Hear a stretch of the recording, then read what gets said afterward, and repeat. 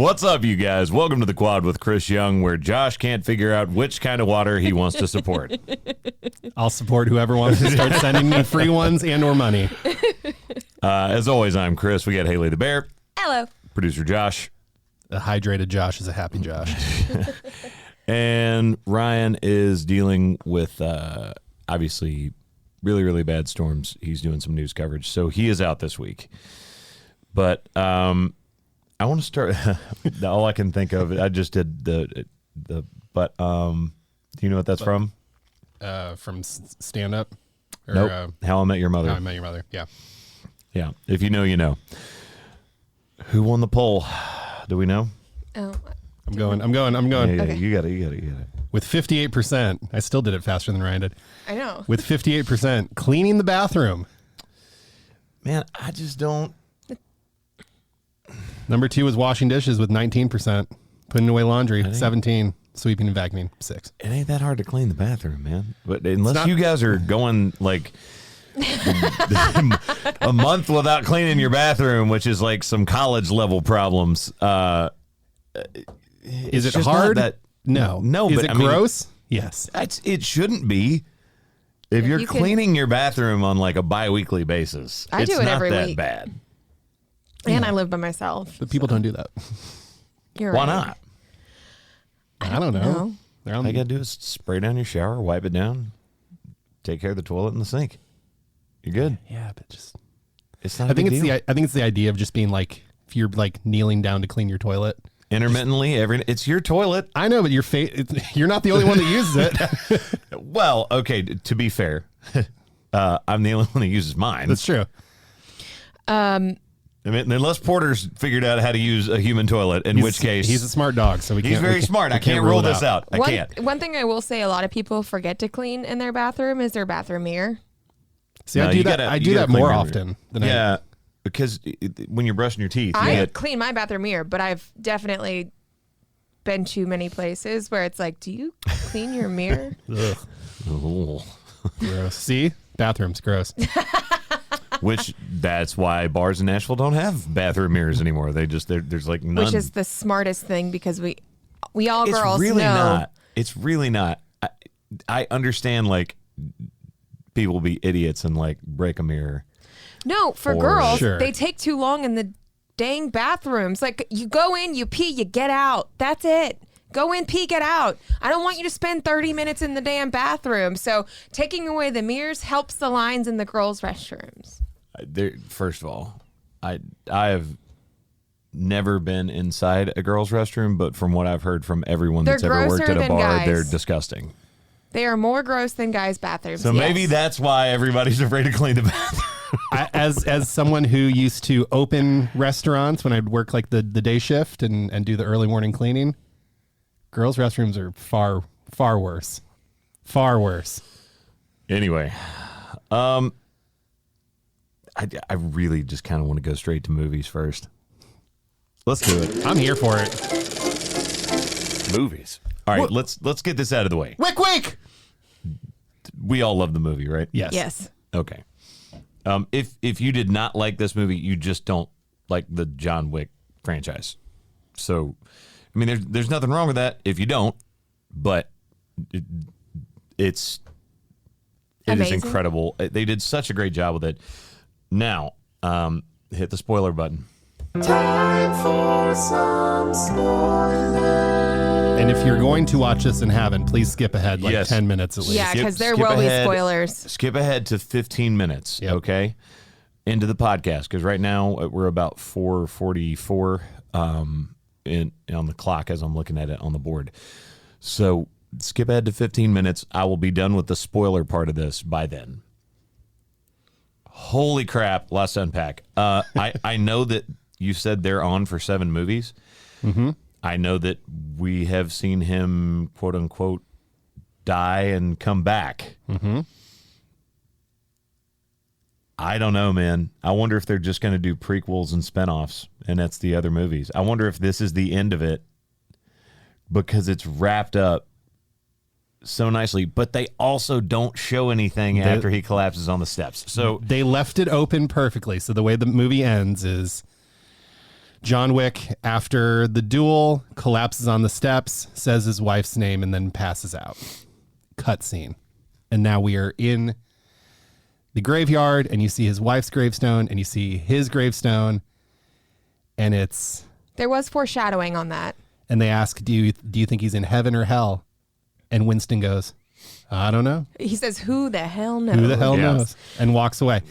And that, to me, as we've seen... It leaves it open. It does. You know who else's gravestone I saw? Nick Fury's. Yep. And he walked away from that just fine. You made a great conspiracy. Yeah. Okay, first of all, now we're nerding way too far, and my ADD is going to take us down. You can't start cross collateralizing universes. I know. Because I'm just saying you're going to not... take my brain way down the road, and we're going to be 25 minutes into this conversation before we ever get to the actual end of it. Great. No, Nick Fury is a Skrull, but whatever. He's been a Skrull for several movies. I know. Anyway, if you don't know what we're talking about, you will. You will. If you've watched any of the Marvel movies, there's a scene in Captain Marvel where he says he can't eat his sandwiches if it's cut a certain way, and then you see him eat it cut the wrong way. Uh-huh. He's obviously a Skrull. Anyway, John Wick, at the very beginning of that movie, what is he doing? When the movie opens, what is he doing? You're going to have to remind me. He's throwing like that 1-inch punch over and over into a board. Mm-hmm. What other movie do we see that happen in where someone gets buried and then breaks their way out of a coffin? Kill Bill. Mm-hmm. Is that sort of a subtle nod to that almost? I don't know. I may be reaching way too far. You might be reaching because there is a lot of, But if you notice, John Wick doesn't really punch anybody in that movie. I mean, not like that. I mean, he's mostly shooting people. See? But he doesn't not punch people. I mean, no, but he does a lot more takedowns into. Right. Death of all guns. right. So let me run through a couple. Where are you things. going with that? There's got to be a reason for them to open the movie that way. And he stood there still punching 3 more times before he finally stopped. See, to me, I liked the rhythm of it, and those punches were just for the whole scene where he's trying to get to, because he's just pissed and he wants to hit the something. sunrise, and the music is playing into all of those scenes. I get that. They do something with the Arc de Triomphe, which is really, really cool. Mm-hmm. They show you how to use a roundabout, I guess. Which it looked like the one on Demumbrian, basically. By the way, whoever designed that scene, good for you, because my brain was sideways half the time. Like, wait, which direction are they going? And between adding the fighting scenes and jumping out of the way of cars and everything else, I'm gonna run down these as fast as I possibly can. On a, I believe, $100 million budget, which probably closer to 200 by the time all is said and done, but. Part 4 blew away the first 3 with opening weekend, 73.5 million domestic, 137.5 million worldwide in the first weekend. This went from a cult classic, sort of if you liked this movie, you were kind of an insider small thing, to now being a blockbuster. Yeah. How they handled the dog in this movie, I thought was amazing. Mm-hmm. And again, we're in spoiler cast waters here, so I just love that one of the commands was nuts. Mm-hmm. Yep. It was awesome. The dragon's breath. Did you see that? I saw that on your rundown. What was that? So that, if you notice, when they put out the call at the end where they're trying to stop him from getting to the duel. Right. The radio station. Yeah. one. Did you see where the guy is shooting the shells that basically would catch on fire? Yes. So as he's loading it, it says on the box of ammo, it says Dragon's Breath. That's what it's amazing. called. And I just thought that was really cool. The top-down shot, where everything is shot top-down. That was one of the coolest scenes I've ever seen in an action movie. And I Yes. don't know how this is the first time I've seen this in a movie. Well, what's interesting is that is a huge gaming thing. There's Right, a bunch I of video figured. games that use that as a top-down perspective. And I loved it from a couple different things. One, it's mainly a straight continuous shot for a bunch of that. Two, it alleviates okay, even as awesome as these sequences are you afraid of it's getting too repetitive because it's all action? It does action in a different way. It just takes a different perspective on it, which I thought was great. I thought that was really awesome because I get a little worn out of the like, oh, here comes the henchman from around the corner again, or we're going to shoot at the corner and he's going to miss and whatever. And this was all of those same moves, but because it was from an aerial perspective, it was way better. I loved that angle of it. It was such a smart way to shoot that whole scene. I liked the production side of it, and I was like, I'd love to be on that set because that was one build. Oh yeah, that was one build that they probably they wired everything up over the top. Yeah, yeah, I liked that incredible idea of it. Charon, how they handled that, I thought was. What was that? What do you mean? His passing in the movie. Who was Charon? Really? Oh, that was his name in the movie. Yes. Yeah. Okay, so that gave me questions. So, did they film it beforehand? Was that an earlier film and it just so happens that he passed away? I believe that is the case because that did not look like. It didn't look like AI or like superimposing his face on someone else's body. It didn't. Did Lance? Because Lance Riddick, right? Riddick. Yeah, Riddick. Riddick is the name of a character that Vin Diesel plays in a movie. Family, yes. Lance Riddick. I don't know. I know what you're getting ready to ask. Yeah, I don't know if did he know that he was sick and that was a way to get out of it? Like, it was such an interesting. But and the reason why I don't think it was also a fueler throughout the movie. It was his revenge the whole time that he was killed because of him, and he's like, it should have been me. And at the very end, that's why he's like, what do you get out of this? And he's like, revenge. Right. Because he cared. So I think it probably was just how it was written, and it just so happens that unfortunately he ended up passing in real life, so it kind of played out. But it did not look like CGI, but it was like a common story throughout the movie. It was really cool, and it was handled, it was very, very delicately handled. Yeah, and like had a lot of like heart and grace behind it. So even at the end of the movie. Yeah. Just throwing up a nod. Yeah. I'm sorry, I couldn't remember that was his name in it. Also, I found it interesting where Kane helps him get up the stairs at the end and then stabs him in his right hand with the sword. Yeah. Before we move away, my own thing that I looked at you and me and you had the same thought. I think that nobody, because he's building another Continental in New York, and now he needs a new concierge. I think nobody becomes the concierge. Interesting. I loved the Kane stabbing him in the hand, and then he's like, "You owe me one," even. and then we're even, and then on the back end it was you owe me one. I do think because we love to do this with movies, we love to forecast what we think the next one could be, right? Mm-hmm. There's the daughter from the Osaka Continental. For sure. And she still needs to get her revenge on Kane. Akira? I don't remember her name. I think Akira. Wait, did you not stay and watch the end credit? There was something after the... Oh, after... yeah. Dude. Oh, no, I didn't. Josh! The lights came on. No, dude. No. At the very, very, very end. Okay, so you just said... Do you want to know? Yes, I want to know. Donnie Yen's character, Kane, is walking with a bouquet of roses towards his daughter. To finally go say hi to his daughter. Guess who intercepts? You see... Her walking towards him as he's not paying attention, and she's like flips the knife out as she's walking towards him, and then it's end. So they set up like something's going on there. Yeah. Okay, well, that's how I would have made the movie. Honestly, everybody in the theater left. I have not seen very many people that realize there was an end credit scene because it's not. You always Google. It's not at the end of the movie. It's all the way at the very end. It's a Marvel end credit kind of thing. No. End of the end of everything. The whole after the scroll. It rolls, all of it's like thank you for all the places they filmed everything. Boom, done. It is the last thing. Son of a... Yeah.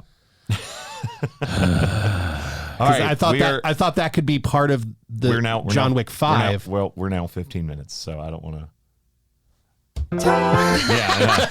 We didn't say anything. It just then makes me think, is that part of the story of John Wick 5? And then that's how Keanu ends up involved somehow. It's very interesting. They could can go a lot of different directions. I could go with 14 of these. You could have more John Wicks than there were Land Before Times, and I would be okay with it.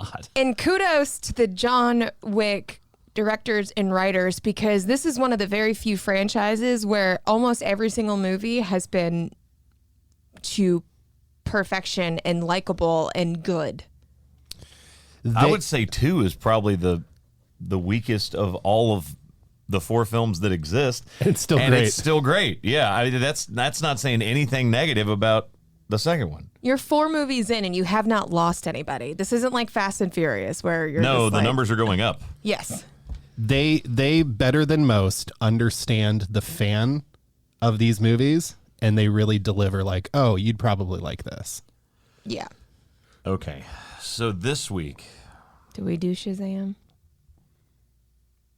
I didn't really see the first Shazam. You didn't? No. I did. I think, and I believe we discussed this a little bit, but I think they're making way for the next phase of DC movies, and they're kind of moving away from Shazam and Black Adam, and they're trying to do, they got rid of Henry Cavill, and like it. There's apparently festivals that are trying to bring Henry back. It's not going to happen. It's not going to happen. DC has fumbled the bag too many times now. Yeah, it's a novel concept. Hire great actors to play great roles and then keep them there. Right? Yeah. They don't know how to do that. All right. What is up this week? There's a couple movies. What's that other one that's on the 14th? Wait, that's not next week though. Damn. No. Dungeons and Dragons? Well, I heard it's supposed to be good. I've heard that's really good. So Super Mario Brothers? Does that come out this week? Does that come out this week? It's already out. No, it's not. It comes out this week, yeah. Okay, so it comes out this week. All right. Well, it's up to you guys. I would go see either one of those. I heard nope, it's next week. Sorry. Okay, then so we're gonna do Dungeons and Dragons then. I heard it's really good. Actually. I heard it was good too.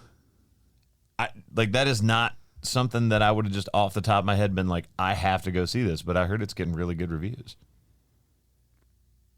Yeah, I don't think there's really anything.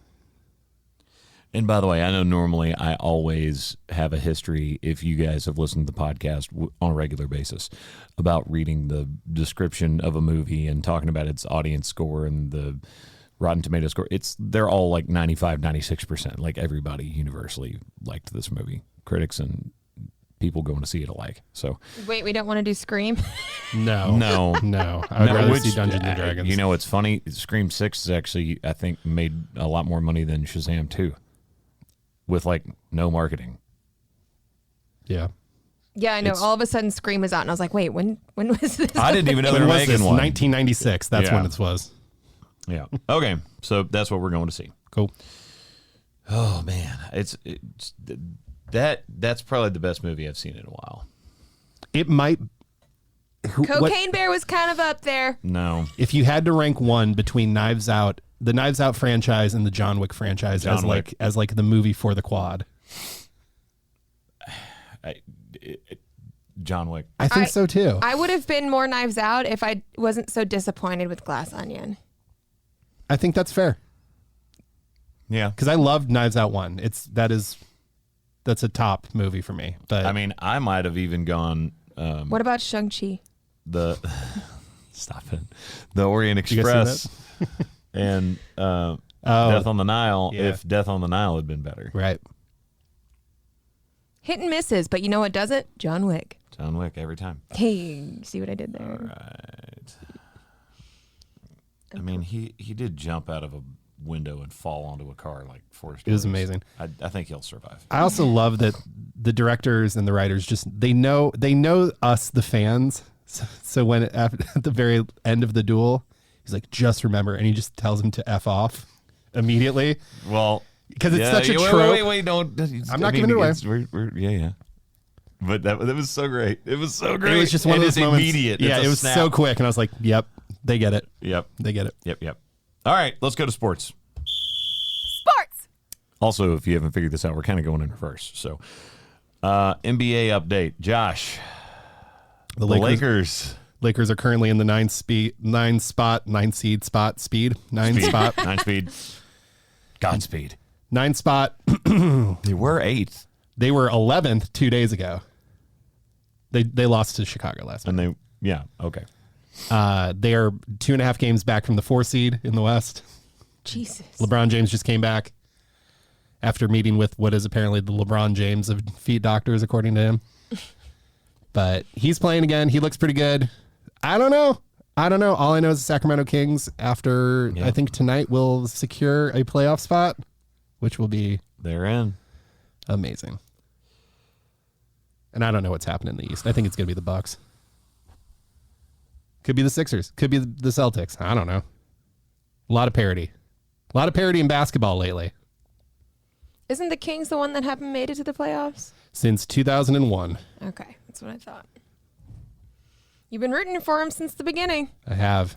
I predicted it this year. I said this is the year. And this has been the year. I'm very excited about it. All right. Very excited. March Madness continues being absolute madness. Yeah, speaking of basketball parity. Holy crap. The Final Four. 4 teams I never thought would see the day. Yeah, I mean, Let me pull up our bracket. yeah, please. UConn, Miami, San Diego State, and FAU. What in the hell? This time last year, it was Duke, North Carolina, Kansas, and Villanova. That's how different one year. Can I also talk about the fact that of all of those, probably the craziest one you would say is FAU, but it's actually UConn. Mm-hmm. And here's why. UConn only lost road games in conference. Every out-of-conference team they played, including Alabama, who was number 1 overall, they beat Alabama by like double digits. And no one talked about UConn at all. I had them go into Elite 8, I think, but after that, that was it. By the way, somebody is sitting out there right now that's got UConn winning their bracket. They're like, I did. At number Whatever. 24, at Reiner has UConn winning their bracket.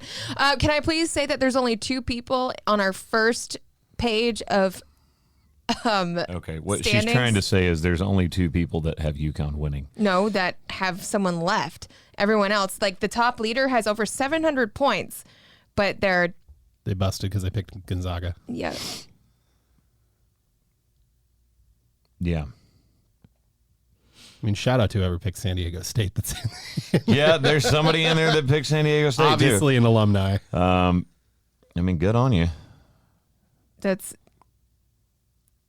I think I'm still predicted to beat you guys. your CY bracket 2 is up there on the first page. Yeah, I know. There's how many people are left with any winners? Actually, both of the brackets that I made are ahead of yours, Haley. Definitely ahead of mine. Mine Yeah. was trash. There are 32 you're brackets. 85. Yeah. Where's Ryan? What is Ryan's He's up under? at the top. He's on the first page. Is he? Yeah, I think he's like 9th. He's got UCLA winning. Ryan was like Oh, almost damn. last year. No, he's 6th. 6th. Okay, well, look, I don't have Ryan beat. Nope. Whew. Let's see who he has in Final Four. Oh, he had Miami What a getting into the Final He Four. did a homer pick and it yes, paid he off. did. Mother he did. effer. Son of a gun. But currently, if anyone can catch up to 740 points, if one of these people who picked the tiebreaker winner, Mayor 911. I wish they would that number show 1? total and potential, but they don't. Yeah, because then you'd know if you just You won or would you not. would know if somebody had already locked it Won. up. Yeah. What a time. What a time to be alive. FAU. Where'd y'all come from? Y'all are having a hell of a run. That to me is a Cinderella run. Oh, no question. Like that, everybody always talks about when somebody gets to like the Sweet 16. It's like, oh, they're the Cinderellas. It's like, and then they're gone before the Elite Eight. If you're in the Final Four and you're FAU and like no one was betting on you except FAU fans to win, Yeah, that's huge. yeah, amazing, and Awesome. And even for all of us Kansas State fans who they beat. Sorry, buddy. No, it's okay. It was a great loss, and it was one of those like, oh, I kind of want FAU to win the whole thing now. Like this is cool. What a cool moment for that program. It would be pretty crazy to go from who won last year to FAU winning this Wait, year. who won last year? Kansas. That's right. Okay. Yeah. Selfishly, I wanted K-State to win it this year, and then it would have been Kansas and Kansas Yeah. State. But Have them back to back. would have Well, been great. again, most of the number ones and like top tier teams were out earlier than. Yeah, the first round for Yeah. Yeah. for a lot of them. Okay. Question. The XFL. Have you guys watched it? Only watched one game.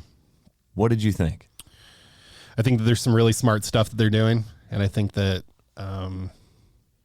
anytime there is a competing similar thing, it tends to bleed over into ideas for things like the NFL. So I think that it's entertaining. It's better than it was. This is the best version of it I've seen so far. I think the talent But- is the best.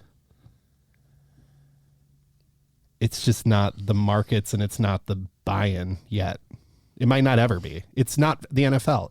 And nothing's going to be the NFL is a gazillion trillion dollar business that will ensure that if the XFL got too big, the NFL would be like, "Nah, we're going to go ahead and buy you now. Thank you." Right. I really enjoyed the XFL that year, but ever since they had to shut down for COVID and everything else, I think they've had a harder time building back up in marketing, like coming off of a high of constant sports and then losing it and then just wanting nothing but the NFL and baseball and all that back. And now it's kind of like, we have what we want back now. Now I'm like still not going to pay attention.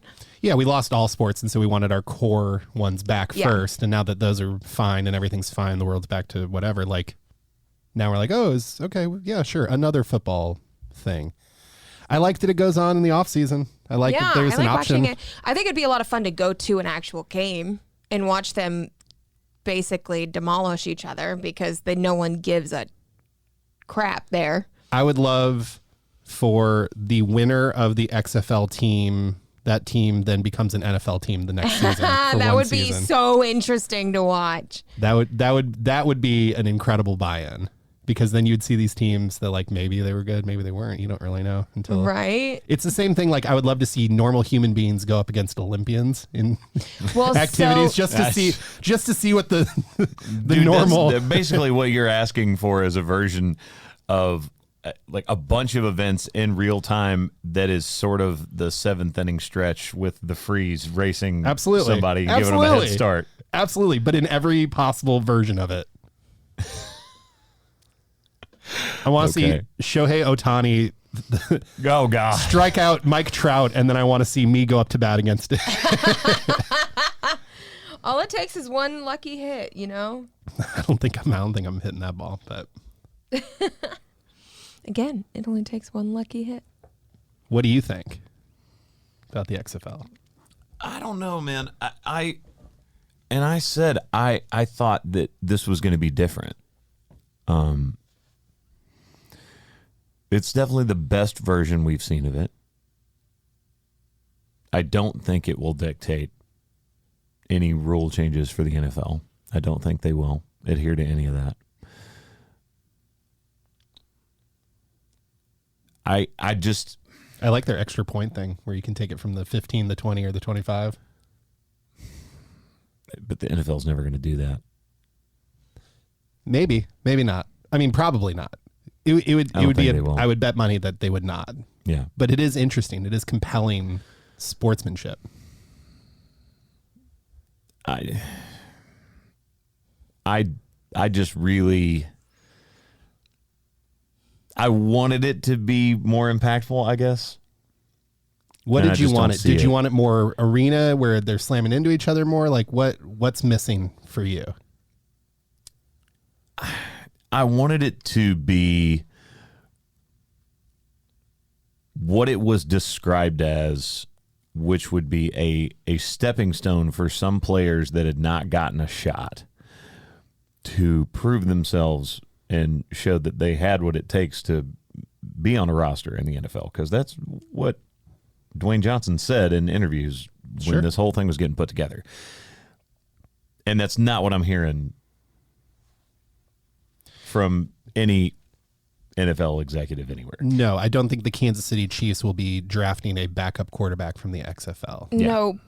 No, but also you have to think of the rules that they follow. Like they're not going to look at them because they don't have to follow rules, so they just look like dirty players, basically.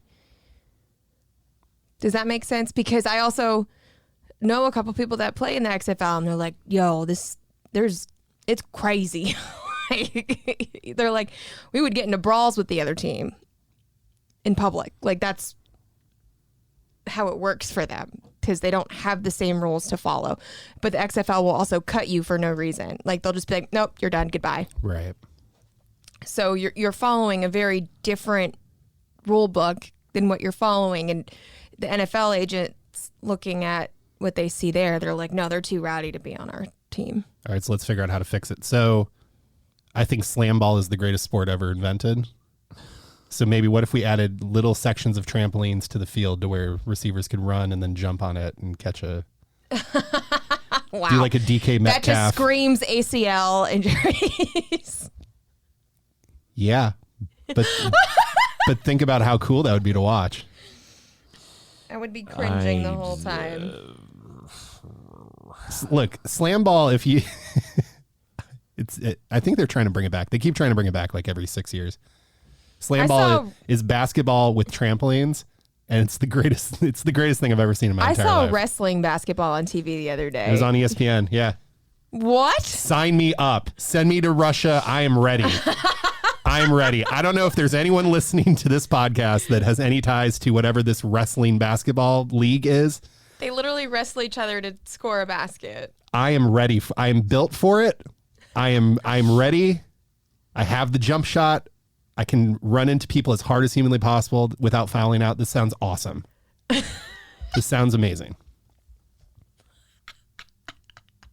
Hit me up. Oh my gosh. Team Josh. I would do it. What's gonna be your name? I don't know. I'm Polish, so the Polish something. Polish. The Polish sausage. I don't know. I don't know. Please don't use that as a nickname for me ever. But I'm just letting you guys run. Yeah, I don't know. If you You're wonder not why I've saying gotten anything. quiet, I'm just letting them talk at this point.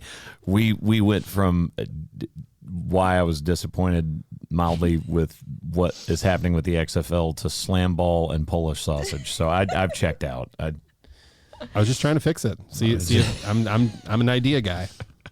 If you think it's a bad idea, just say so. It's fine. Oh man. All right. Let's go to music. Music. All right. So big shout out to everybody that came out to Billy Bob's this weekend, played 2 shows, sold the place out. So much fun.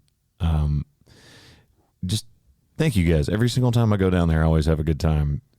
Got a chance to go to a buddy's wedding and sing his first dance for him and his new wife. A couple days before that, obviously, I was in Chattanooga on Monday for an acoustic thing, and then before that in Gilbert, Arizona. So it has been a slammed, very, very, very busy past 7-8 days, but absolutely incredible. The really cool thing is it's starting to get to the point where I'm seeing more and more people singing "Looking for You" and knowing all the lyrics. Instead of like, you'll see people like sing part of a song and then they'll like bail. Yeah. Yeah. What did that sound like? That sounded like it's the end of the world as we know. I do love that you threw in Rescue Me these last couple shows. Yeah, I did.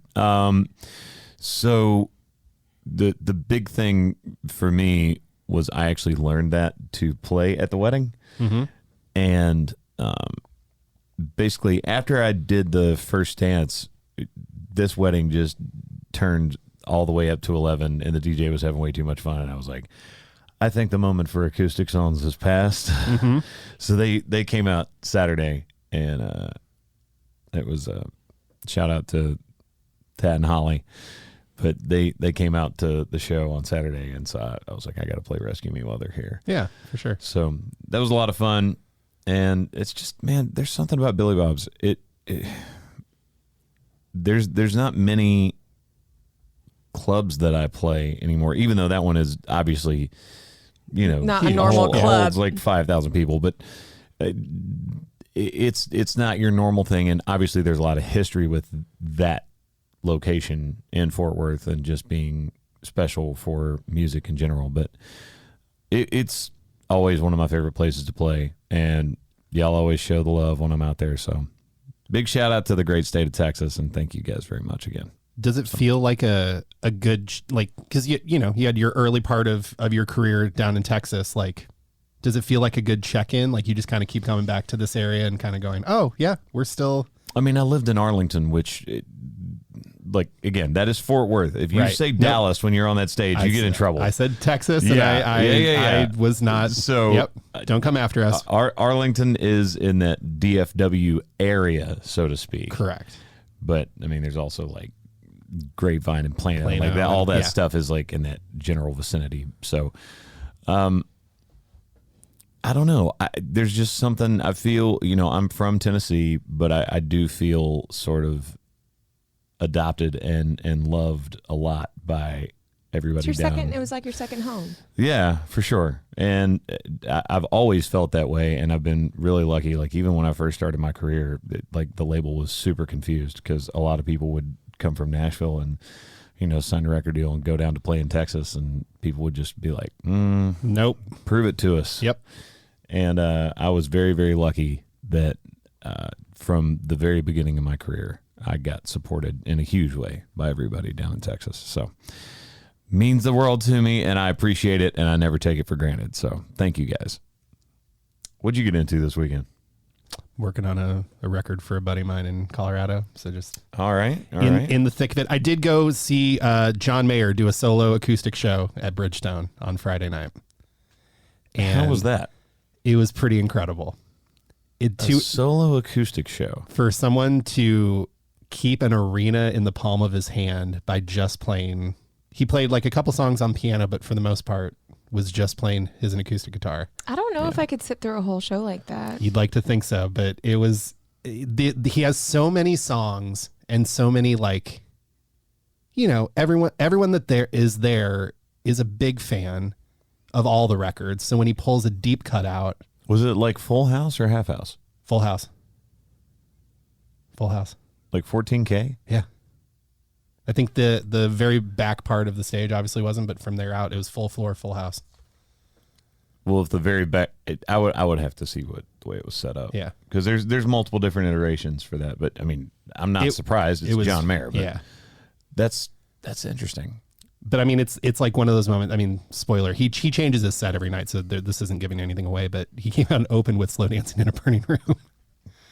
That's a good open. And it's just like, you kind of have the crowd at that point. You can kind of do whatever. There was he played a couple new songs. He played some old favorites, some songs that he doesn't play live. And then he brought out Sheryl Crow, and they did Strong Enough together, which was nice. A really cool moment. But yeah, it was super fun. And he just announced this morning that he's doing another leg of the tour in the fall. He's coming back to Nashville. So in October. Obviously he enjoyed himself. Yes. Also, I mean, just on the logistics, don't have to pay a band. Like you're doing pretty good. Oh my gosh, yeah, you're no overhead. Not a lot. You don't have lights. Did he have a video wall? Anything? He had a video wall behind him, but that's pretty easy to put up though. It was very easy to put up.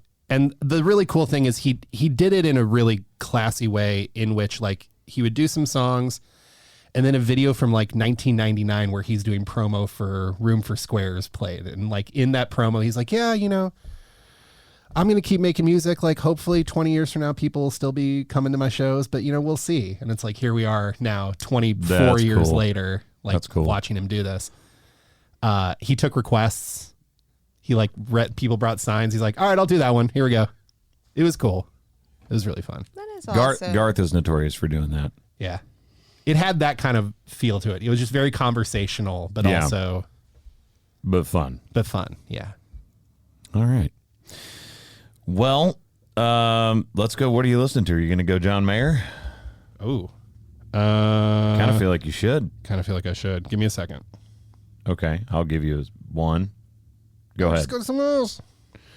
All right. Barry, you got yours already? Yeah, let's go with. I'm gonna do. You know how I like to randomly bring up some random people that come across my music when it randomly plays. I'm gonna go with Renee Rapp, and it's called Too Well. It's a good song. It's upbeat, but I like the random artists sometimes. So there we go. All right. I'm going to go with Wreckage by Nate Smith. Good song. Yeah. Like Nate. He's a good dude. I'll Come on. I believe in you. do It Shouldn't Matter, But It Does off of the Sob Rock record, Nice. which he did that song, and it was delightful. Nice. It was delightful. The sad song. It was delightful. All right. Well, let's go to the hot take. Hot take! All right. So we're only going to have 3 options today. This one's tough. This one's tough. So the greatest movie villain quote of all time. And I waffled on this because I had 2 that really, really stuck out to me. One, because just the quote itself is from a infamous character, and you don't hear this quote thrown around as often as you hear the other quotes by him. Mm-hmm. And then one, just because you hear this quote all Everywhere. the time, everywhere, and it's probably one of the best villain portrayals of all time in anything. So, not to pull a Ryan, because I'm only going to pick one. Mm-hmm. But I'm going to tell you the one I'm not going to go with.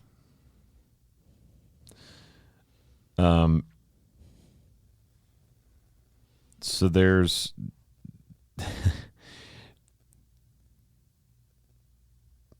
oh man, y'all go first. No, yeah, no. You don't get to set it up and then just bail out. No. You have to pick right now. That's not fair. Dang it! All right, it's Why So Serious by the Joker. A great one. Heath Ledger. I'm sorry, it's just It was on my list for sure. it's so good. And he played that role so well, and it was just that line and the way that he delivered it was so creepy. Yeah. That's what I'm going with. The other one was a lesser-known Darth Vader quote. Which one? So there's a quote where he says, "I've killed very many fathers. You'll have to be more specific." Yep, that's a good one. That's a great line. That's good writing. Haley? So y'all are gonna kind of probably look at me crazy. Nothing new. So this is a common saying that has basically been turned. It was actually in John Wick, but that's not what I'm referring to.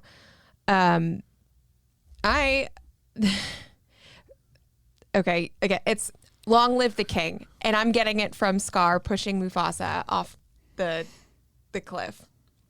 And the only reason why I'm saying that is because it has now been like that term has been villainized, even though it kind of wasn't in John Wick. But long live the king. It's basically every villain thinks they're the king, so kill me as you may, but I'm still the king.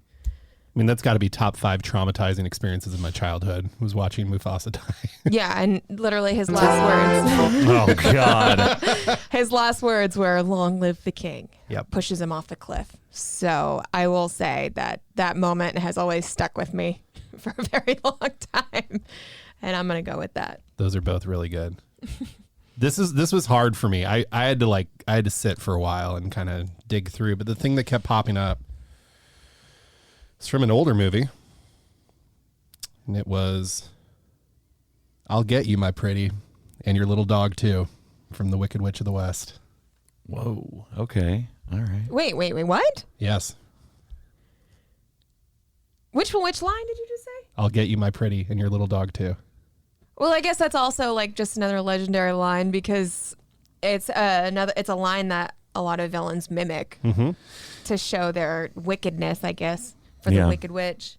By the way, the other reason I didn't, for anyone very confused as to why I didn't go with the Darth Vader quote, that's actually from a comic book run of, and although he is a movie villain, that doesn't really, It's okay. All right, so we got Wicked Witch of the West. We have Heath Ledger's Joker. And we have Scar from The Lion King. He was the biggest villain of all. Come on.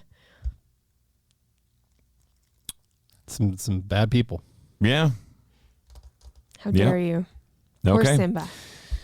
Well, I need you guys to go vote on which one you think is your favorite. Obviously, we will be back next Monday, as we always are, for the Quad with Chris Young. Rye, be safe out there. From me, Haley, Josh, all of us here at the Quad, we love y'all. See you next week.